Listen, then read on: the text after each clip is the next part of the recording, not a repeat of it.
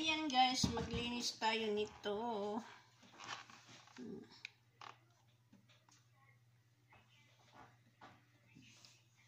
Tawagin nila ay ano ba talaga sa atin?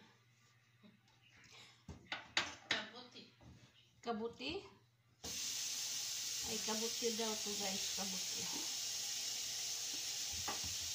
Hindi ba naman yan? Ewan ko ano ba yan? Kasi sa atin yung kabuti. Yan yung Ang lalaki. Lilinisin ko to hanggang alas 12 ng gabi. May mga buhangin yan. Buhangin.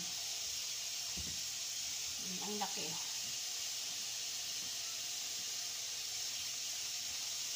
Ito mas mahal pa daw to sa karne guys. Kaya kailangan linisin kong maayos na linis.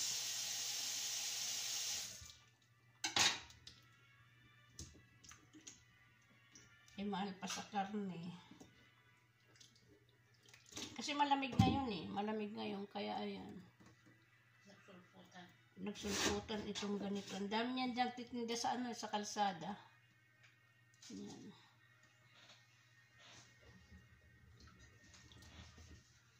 Ibabalatan ko. Tapos sisipilyuhan. Ayan ang sipilyo. Sipilyuhan ko siya guys. Ganon. Para matanggal yung buhangin. Babalatan ko muna. Balatan muna yan. Tapos, yan. Pagkatapos ng mabalatan, linisin uli. Tapos pakukuluan na. Tapos ilagay na sa freezer. Ang hirap naman itong ating kutsilyo. Ang kalas. Yan baka marami na.